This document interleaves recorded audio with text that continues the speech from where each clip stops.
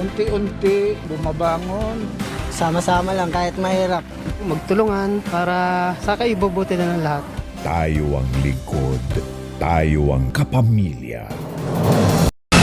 Sa ulo ng mga nagpapagang balita, pagsusulong ng RA 4477 o medical cannabis o marijuana umaano ngayon ang iba't ibang reaksyon ng opinyon ng publiko.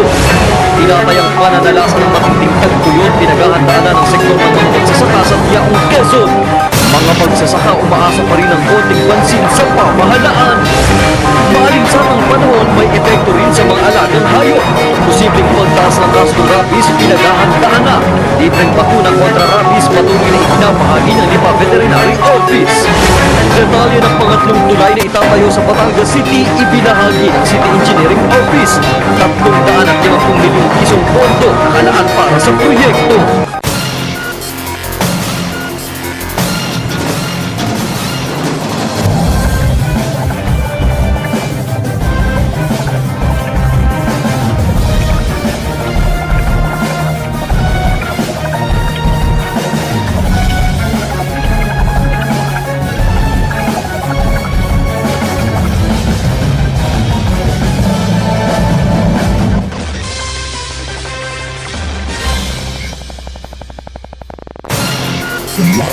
Mula sa ABS-CBN Manila, ito ang TV Patrol!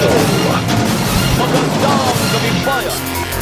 Mabilis na kumikilos ngayon mga abogado ng convicted killer na si U.S. Marine Lance Corporal Johnny Scott Pemberton para pusasan ang proseso ng kanyang pagpapalaya.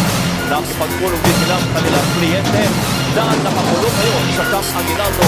Ngayong hapon lamang po, live! Ang kampo ni Jennifer Laudel na wala silang magagawa kasunod ng action at patrol na binigay ni Pangulong Duterte kay U.S. Marine Johnny Scott Pemberton. Tiniyak naman ang abogado ni Pemberton na dadaan ito sa proseso at hindi siya ipupuslit palabas ng bansa. Nagpapatrol, Willard Cheng.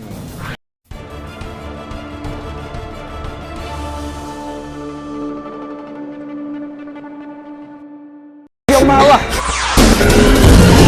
Diyan na sila! Diyan na sila! Skip nyo na to! Please! Skip nyo na to, please! Skip nyo!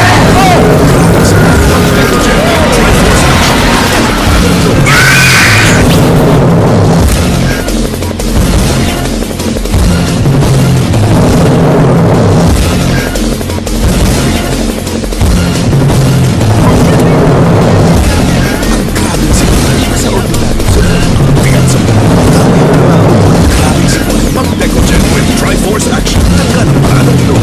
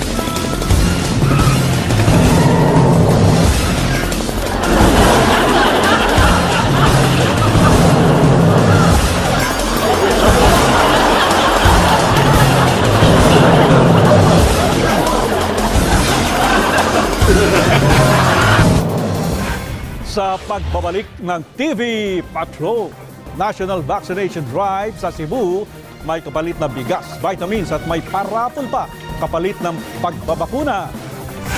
At ilang OFW na mabahala na posibleng abutan sila ng mga pag-iigpit dahil sa Omicron variant. Nagbabaga pa rin ang mga balita sa pagbabalik ng TV Patrol.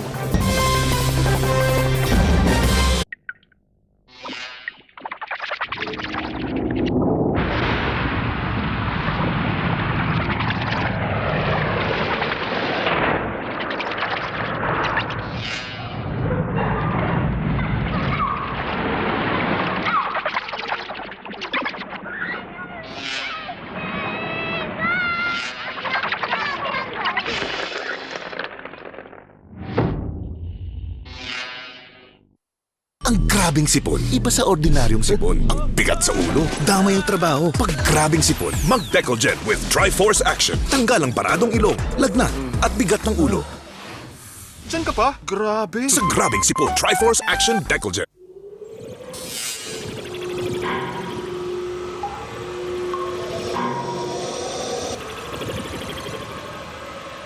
Oh my God.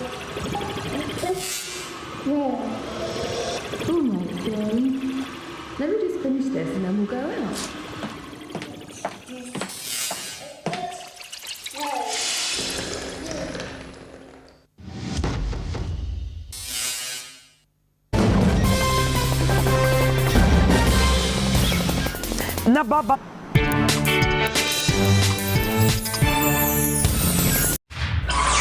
Gamit ang imahinasyon at malikaing gamit ng mga kulay, nabuo ang mga obra na may hatid na mas malalim na kwento. At binigyang buhay ng 21 taong gulang na si Eric Moania. 6 na taong gulang pa lamang si Eric nang makahiligan ng pagpinta. Pero mabigat ang hamon kay Eric na isulong ang kanyang hilig at sining. Ipinanganak siyang walang mga kamay. Gamit niya ang siko sa bawat kumpas, kampay at hagod ng paintbrush. Hirap man nung una, nasanay din siya. Lalong nakamamangha dahil hindi niya ito itinuturing na pagkukulang para malinang at lumawak ang kanyang kakayahan. Bukod sa pagpinta, nag-i-sketch rin siya ng mga muka tulad ng kay People's Champ, Senator Manny Pacquiao. Nakabuhat gid siya. Kami mismo nga na... Sabi ng kanyang ate, bilib siya sa galing at tapang ni Eric na ipakita ang kanyang talento, lalo't si Eric lang ang marunong magpinta sa kanilang pamilya. Inamin ni Eric na binuhos niya ang kanyang lakas at atensyon sa pagpipinta para maiwasan ang pangungutya dahil sa kanyang kondisyon. Hindi mo ginamari kaya ng bulihon maganing. Sabi niya kung ang mga walang kapansanan ay nabubuli din naman, sila pa kayang naging tampulan ng tukso. Nito lang Hunyo, na ospital ang ama ni Eric na inspirasyon niya sa kanyang pagpipinta.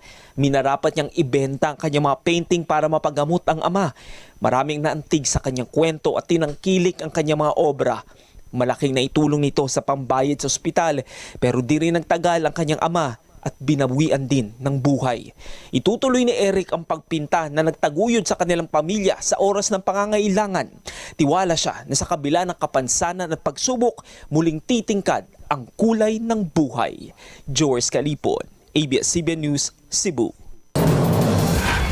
Susunod, kumpanyang pinaiimbestigahan ni Pangulong Duterte nagsalita na kaugnay ng overpricing ng kanilang test kits. At social media umusok dahil sa posibleng pag-crash landing ni Korean star Yoon Bin sa Pilipinas. Yan at iba pang balita sa pagbabalik ng TV Patrol. Ako si Grace, isang nurse handang maglingkod para sa inyo. Si Jenny Basco, isang Pinoy nurse handang maglingkod para sa inyo. Kami mga pharmacy assistant ay patuloy na lumalaban para sa inyo.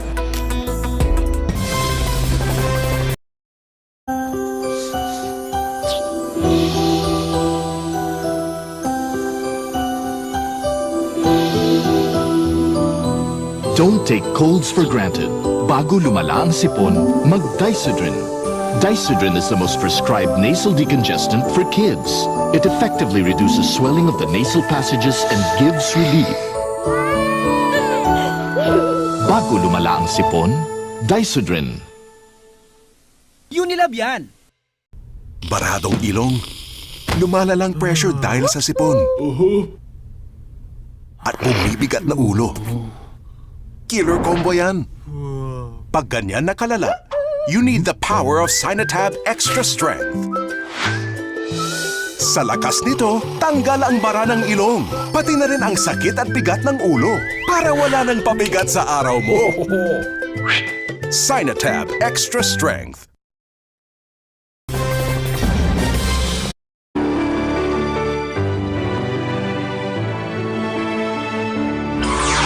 Ramdam ang hagupit ng Super Typhoon Egay ng mga kababayan natin mula sa Barangay Kasitan sa Cagayan. Kabilang si Meldred sa mga residente na binaha ang tahanan. Laking pasalamat niya at agad nakaabot sa kanila ang tulong na kailangan nila. Salamat po. Yung ano yung kata kami. Marami sa ating mga kababayan na nakatira sa mga coastal areas ang naramdaman ang hagupit ng Egay. Nagpatawag na agad si Mayor ng Pidana po. O ayun, nagbigay na yung mga different departments ng kanilang mga assessment po. Engineering, MAU, NIA, National Irrigation Association, Administration pala. Upang mabigyan ng tulong pantawid sa bagyo, nagsagawa ng relief operation sa apektadong lugar. Tinatayang nasa 100 pamilya ang nabigyan ng relief pack sa naturang barangay. Samantala, may 240 relief packs din ang naipamigay sa mga kapamilya natin sa barangay Batangan. Mananatili pong nakaantabay ang inyong ABS-CBN Foundation Lingkod Kapamilya para magbigay ng tulong sa mga nasalanta ng bagyong Egay.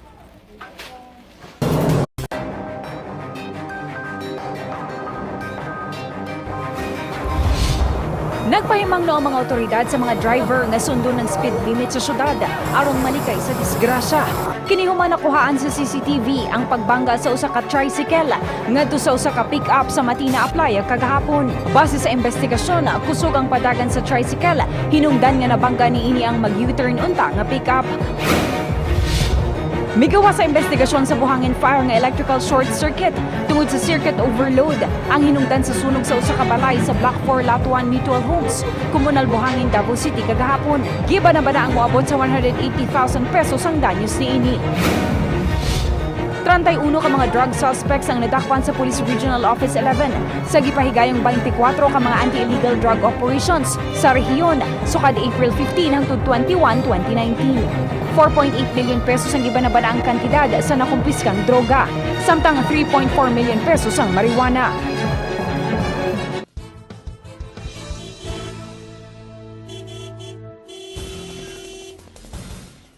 Kapit na mga motorista, eto na ang busina sa petrolyo. Hey! May good news po dahil may rollback sa susunod na linggo. Maglalaro sa 50 centimos hanggang 55 centavos kada litro. Magiging bawas po sa diesel. Sa gasolina may rollback sa Martes na nasa 40 hanggang 50 centavos kada litro habang 50 hanggang 60 centavos naman po sa kerosene. Itong Phoenix Petroleum, panauna na magbabawas po sa gasolina ng 35 centavos kada litro at sa diesel naman 45 centavos, epektibo bukas May 26, alas 6 ng umaga. Pero ang pinaka-good news ay sa liquefied petroleum gas o LPG dahil as of May 24, nasa mahigit $100 na ang ibinagsak sa contract price ng LPG sa world market. Katumbas po yan ng lagpas 6 pesos kada kilo o mahigit 70 pesos kada 11 kilogram na tangke. Dahil yan sa sapat na supply at paghina ng demand sa LPG sa buong mundo. Pero nilinaw po ng mga sources na mababago pa ang contract price sa mga susunod na araw at ang magiging final figure ay lalabas sa May 31 pa.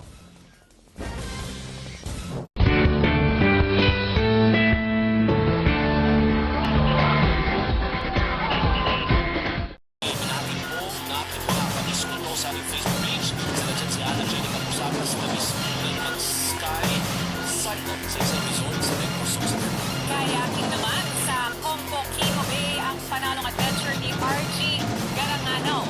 Si Maya Paranada, memorable ang naging trip sa Dinamo Falls sa Mayo. At ang mag-stroll sa mahabang white sandbar ng Panampangan Island sa Tawi-Tawi. Ang gustong ulitin ni Nelson Honru. Si Sharon nga. Yan po ang balita na nakakalap sa aming mas malawak na pagpapador. Patuloy po kaming maglilingkod, mga kapamilya. Maraming salamat at magandang gabi, bayan!